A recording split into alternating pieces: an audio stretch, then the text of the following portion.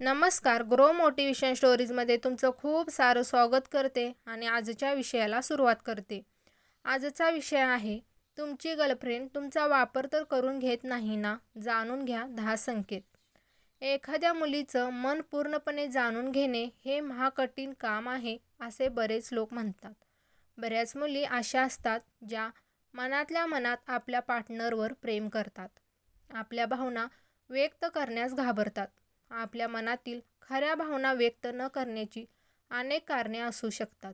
तर बऱ्याच मुली अशा असतात, ज्या आपल्या पार्टनरला आपल्या मित्राच्या रूपात पाहतात.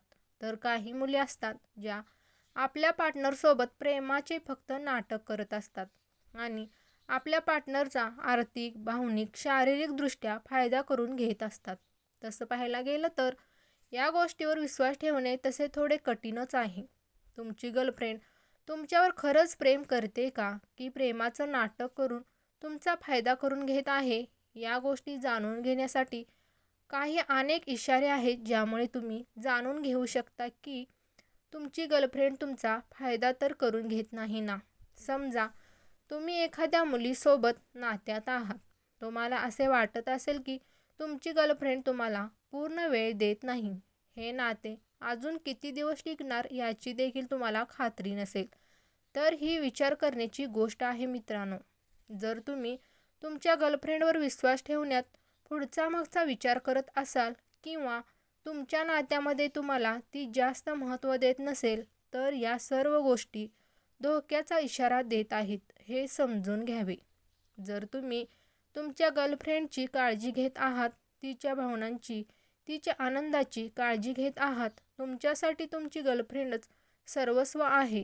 पण त्याचवेळी ती मात्र तुमच्या भावनांची कदर करत नाही, ती तुमची काळजी घेत नाही, तुम्हाला फक्त टाइमपास म्हणून पाहते, तर या सर्व गोष्टीचा इशारा याच गोष्टीकडे जात असतो की तुमची गर्लफ्रेंड फक्त तुमचा वापर करत आहे. आज मी तुम्हाला अशा 10 गोष्टी सांगणार आहे, ज्याद्वारे किंवा ज्यावरून तुम्ही ठरवू शकता की तुमची गर्लफ्रेंड तुमच्यासोबत टाइमपास करत आहे, ती तुमच्यावर खरे प्रेम करत नाही.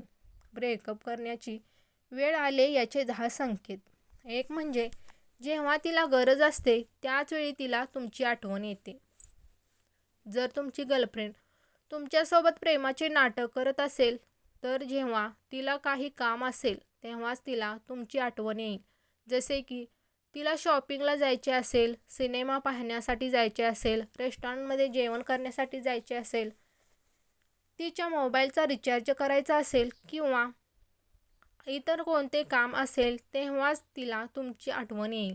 या गोष्टीवरून तुम्ही समजून घ्यावे की तुमचा वापर ती फक्त एक ATM कार्डसारखा करते. दुसरं म्हणजे रोमॅन्टिक डेटवर येण्यासाठी ती कधीही तयार नसते. जेव्हा 2 लोक एकमेकांवर प्रेम करतात, तेव्हा रोमॅन्टिक डेटवर जाणं हे दोघांनाही तितक्याच तीव्रतेने आवडत असते.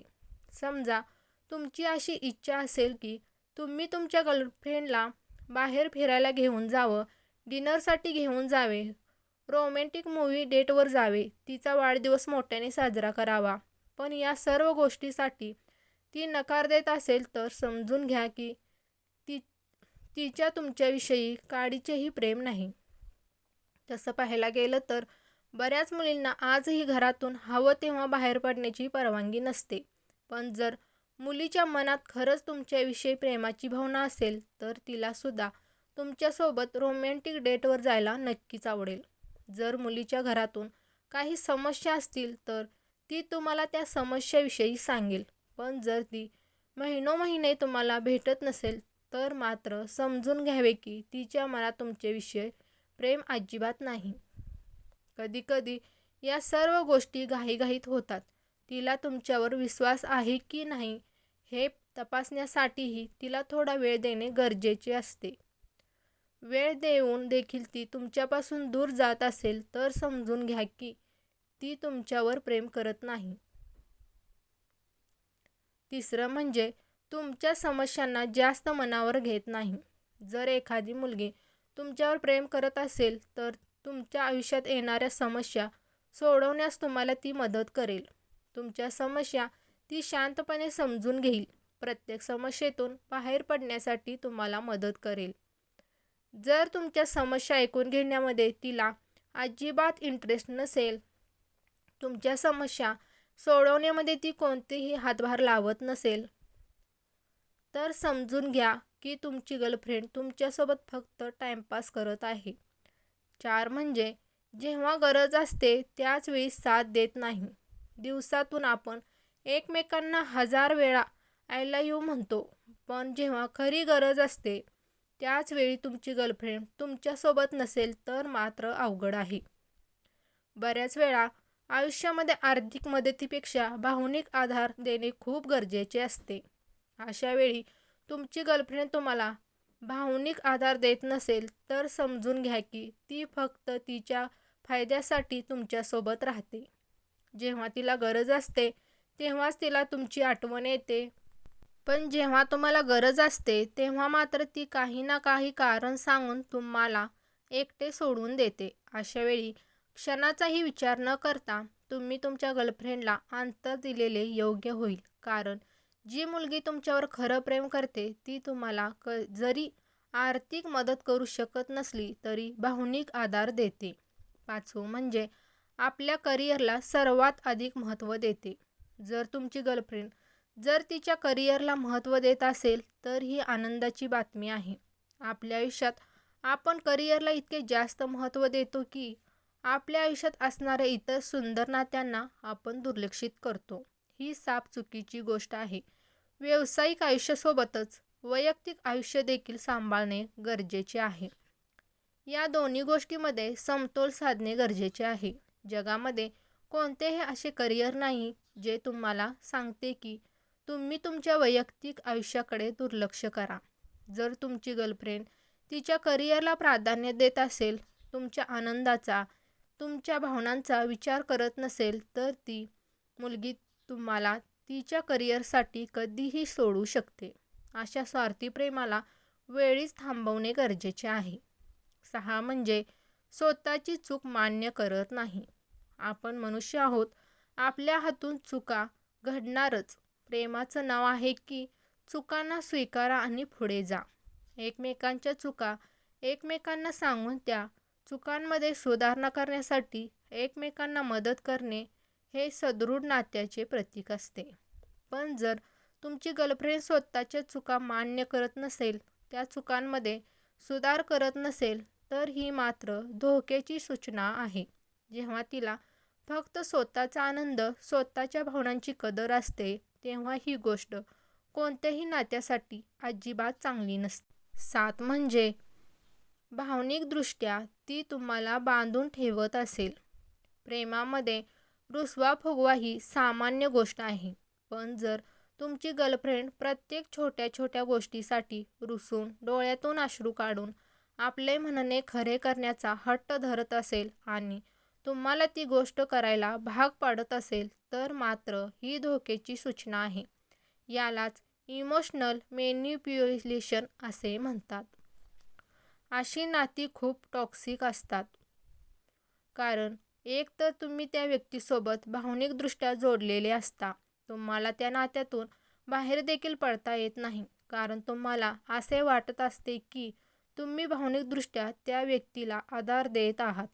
ती व्यक्ती तुमच्यावर प्रेम करते अशा गैरसमजुतीत तुम्ही असता. पण या साप चुकीच्या गोष्टी आहेत.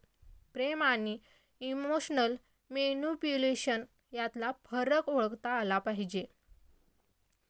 8 म्हणजे तुमच्या भावनांची किंमत करत नसेल. जर तुम्ही एकमेकांवर खरे प्रेम करत असाल तर एकमेकांना बदलण्याची काय गरज आहे. एकमेकांना बदलणे ही गोष्ट तसं पाहायला गेलं तर साप चुकीची आहे. आपल्या पार्टनरला एखादी गोष्ट आवडत नाही म्हणून आपण बऱ्याच गोष्टी करत नाही, पण तुमची गर्लफ्रेंड जेव्हा जाणून बुजून अशा गोष्टी करते ज्या तुम्हाला अजिबात आवडत नाहीत, ज्यामुळे तुम्हाला राग येतो, तुमच्या भावनांना ठेच पोचते, तरी देखील ती त्या गोष्टी जाणून बुजून करते तेव्हा मात्र ही धोक्याची सूचना आहे, हे ओळखावे. अशा गोष्टी करून जर तिला आनंद मिळत असेल पण तुमचा इगो मात्र दुखावला जातोय आणि या गोष्टीचा जर तिला आनंद होत असेल तर ही मात्र चुकीची गोष्ट आहे. जी तुमच्या आनंदाची किंमत करत नाही, तुमच्या भावनांची किंमत करत नाही, अशा मुलीसोबत नाते तोडून देणे कधीही उत्तम. 9 म्हणजे तिच्या भविष्याच्या प्लॅन्समध्ये तुमचा उल्लेख नसणे. जेव्हा दोन व्यक्ती एकमेकांवर प्रेम करतात, एकमेकांबद्दल सिरियस असतात, तेव्हा ते एकत्रितपणे अनेक गोष्टींचे नियोजन करतात. अनेक स्वप्न रंगवतात. दोघे मिळून स्वप्न पाहण्याच्या काळात जर तुमची गर्लफ्रेंड फक्त स्वतःबद्दलचीच भविष्यात स्वप्न पाहत असेल आणि त्यात तुमचा उल्लेख करत नसेल, तर ही धोक्याची सूचना आहे. 10 म्हणजे एकमेकांसोबत कमिटेड नसणे. खऱ्या प्रेमामध्ये एकमेकांवर विश्वास ठेवणे खूप जास्त गरजेचे असते.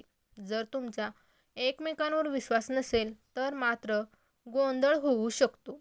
जेव्हा दोन व्यक्ती एकमेकांसोबत राहतात तेव्हा एकमेकांसाठी बऱ्याच गोष्टींचा त्याग करावा लागतो. एकमेकांच्या आनंदाची काळजी घ्यावी लागते. बऱ्याच अशा गोष्टी कराव्या लागतात ज्या आपल्याला पटत नसतात. पण फक्त त्या गोष्टी केल्याने तुमच्या पार्टनरला आनंद मिळतोय अशा बऱ्याच गोष्टी कराव्या लागतात. पण तुमचा पार्टनर तुमच्या स्वतःच्या आनंदाचा विचार करत असेल आणि तुम्हाला पूर्णपणे दुर्लक्ष करत असेल, तुमच्यासोबत ती प्रामाणिक नसेल, तर याचा अर्थ असा आहे की ती तुमच्यासोबत कमिटेड नाहीये. असे नाते तुटलेले कधीही उत्तम. तर ही होती आजची माहिती. कशी वाटली ते नक्की सांगा. आवडली असेल तर लाईक करा आणि महत्त्वाचं म्हणजे असेच नवीन नवीन व्हिडिओ पाहण्यासाठी चॅनलला सबस्क्राईब करायला विसरू नका. धन्यवाद.